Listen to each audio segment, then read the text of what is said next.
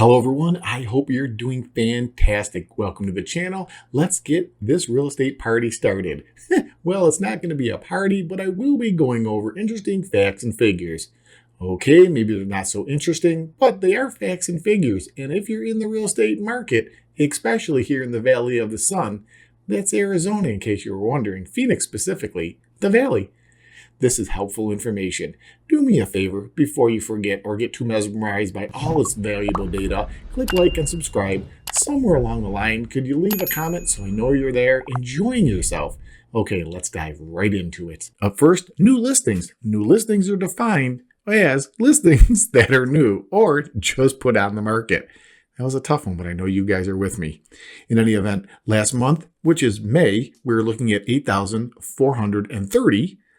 June, 7,146. Last year, which would be June 2023, 6,835. So you can see we're up from last year, down from last month. So we're right in the ballpark.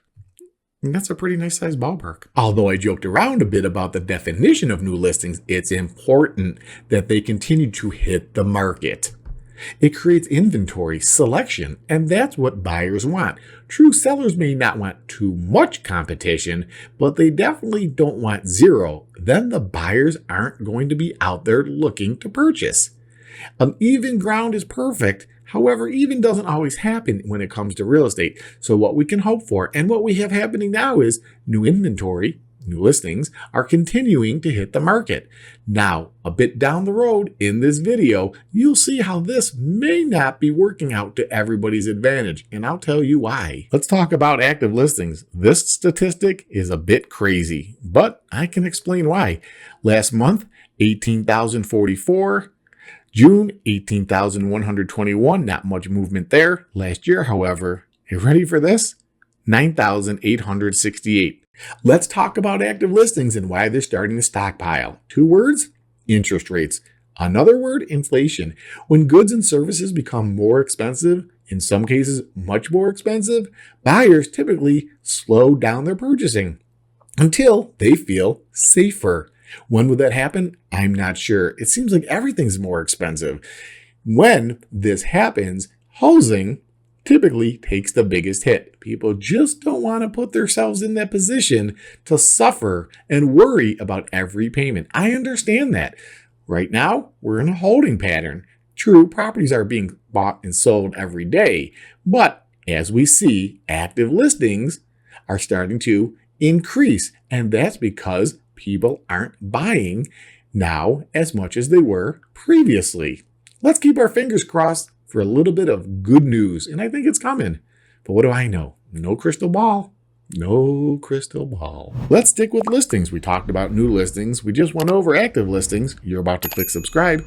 And now we'll talk about closed listings. Last month, 7,035. In June, 6,273. Last year, 6,903. I don't have to give you the definition of closed listings, do I? It's when a house gets sold. Somebody bought it. There, I did it for you. I always want to keep you guys in the know. In any event, we can see by the numbers that closed listings are decreasing, and like we just talked about, active listings are increasing. Houses aren't being sold, they stay on the market, and the number of closed listings decreases. Let's get on to the next very interesting matter of fact when it comes to the Phoenix metro real estate market. If you're thinking about buying and or selling, perhaps relocating to Arizona, make sure you get your free guides. They are beautiful. And did I mention they're free? Oh, you thought I was joking. Well, I was joking, but when it comes to numbers, especially when they have dollar signs in front of them, I'm always going to be serious. Average sales price. And this is a big one. Last month, just over 602,000. June, just over 592,000. Last year, June 2023, we were just under 587,000. So we're down from last month, but we're up from last year.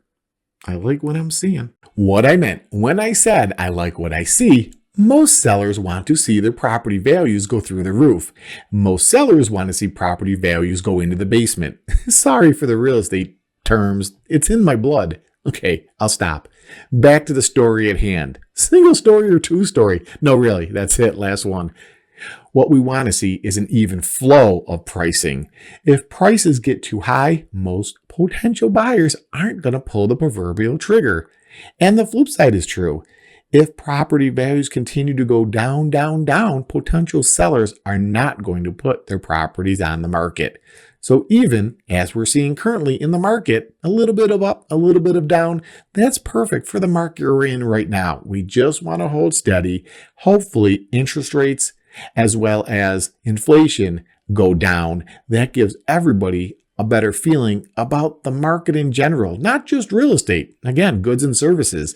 And those become more affordable, then people start opening up their wallets, talking to lenders again, buying properties. Then everybody feels like they're getting a good deal. And that's truly what it's all about. Here comes the next fascinating real estate statistic. Sold to list ratio. Last month, 97.9.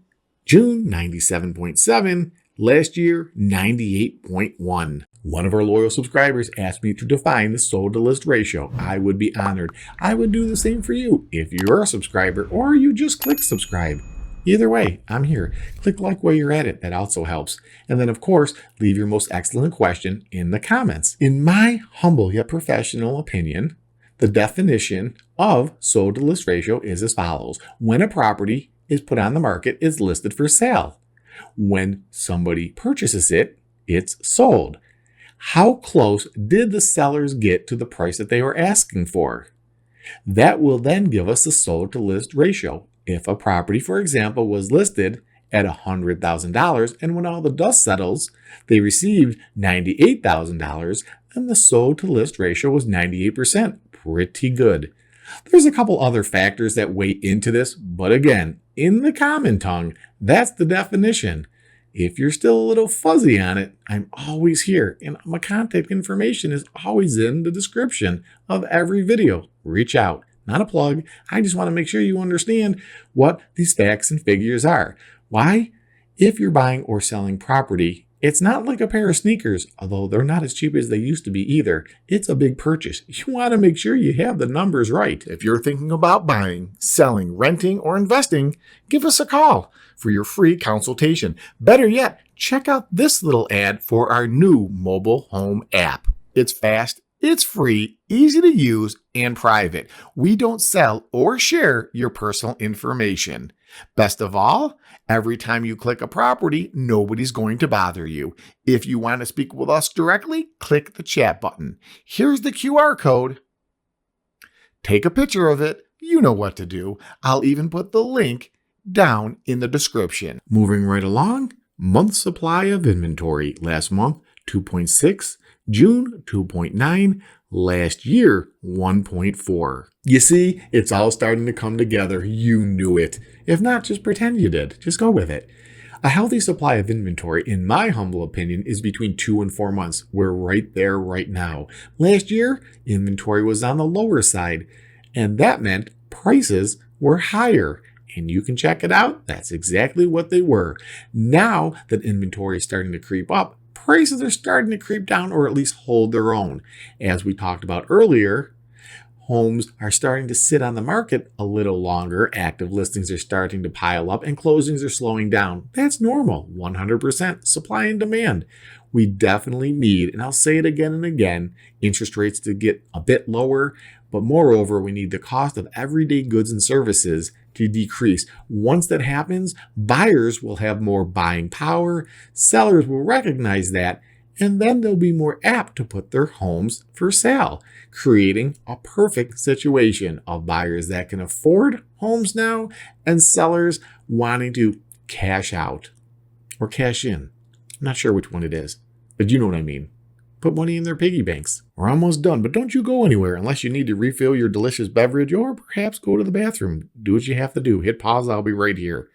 Listing success rate. Last month, 75.7. June, 73.8. Last year, 78.1. The good old LSR, listing success rate, not to be confused with the lender's acronym loan status report, if in fact they still use them. You know what? After I talk a bit more about the listing success rate, I'm going to give us a little bit more information, a bonus as it were, about interest rates. A lot of potential buyers and sellers are asking where they are. Now remember, I'm not a lender, but I have a couple good lenders that I could refer you to, and I reached out to ask them what the current interest rates were and currently are. Get back to that in a moment, so stay tuned. Back to listing success rate. What does that mean? Simply put, when a property is listed for sale, what are the percentages that it will sell? We were around 78% last year. Now we're down to about 73%. Still a pretty good number. Of course, most sellers would like to see 100% when they put their property on the market. They'd like to see it get sold. Well, the market's a little tougher right now, so not all of them make it across the finish line. But there are usually reasons why it doesn't, and I can explain those as well. One of the main reasons is the price just isn't going to meet what the buyers want to pay. Sometimes there's repairs that the sellers just don't want to do, and other times sellers want to test the waters. Of course, they do want to sell their property. They don't want to give it away. And buyers want to take their time, especially now that they may be paying top dollar based on, again, interest rates, which here comes information on what they currently are and what they were. Because I'm a man of my word, let's talk interest rates. I received these rates from a local lender who I know and trust. Last year, 6.92%. In May, 7.34%. And June, 7.04%. So we're up a bit from last year. The thing is this: if rates stay where they are, most potential buyers won't be able to afford the homes that they want or need. Potential sellers aren't going to be listing their houses for sale anytime soon. Properties that are already for sale are starting to pile up. Sellers then have two primary options. One, continue to lower prices until their property gets sold, or perhaps take their properties off the market until a later date. In my professional opinion, what we need to see happen is the prices for everyday goods and services to be reduced, along with interest rates. Now, the market hasn't stalled, and it's not sky is falling time, as people are still buying and selling. Some people are relocating. Some people are upsizing and downsizing. Some are at a profit level where they can take lesser than they may have for reasons that would best help their lives currently. But overall, we need to see the market continue to grow. And right now we see stagnant. Prices are holding, and that's a good thing. On the flip side, if interest rates fall too fast and goods and services, or costs or prices for goods and services do as well, in the housing market, many times what happens is we get into bidding wars. Now there's people that want to buy houses, inventory starts shrinking. It's kind of like the last bottle of water in the desert. I can't believe somebody paid for that front row ticket. Those kind of examples happen when there's too little inventory and too much money to purchase them. So right now we're in a position we want to see the interest rates, again, goods and services, again, all get lowered price-wise. Therefore, people can afford to make their moves. Last but not least, days on market. Last month, 64, June, 65, last year, 63. Let's talk a bit more about days on market. We can see over the last year, we're hovering about the same amount of time, 2 months plus or minus.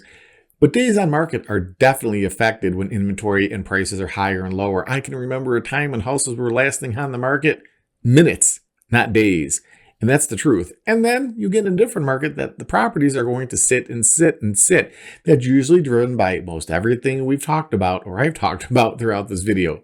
Prices of goods and services. Again, we can throw in interest rates, but the point is when things cost more, people buy less. It's just simple economics, the forest and the trees, the ebbs and flows, supply and demand. That's it. As they say, the party's over. I hope you enjoyed this video. If you did, please watch this one. Until next time, take care. God bless America. I'll talk at you soon.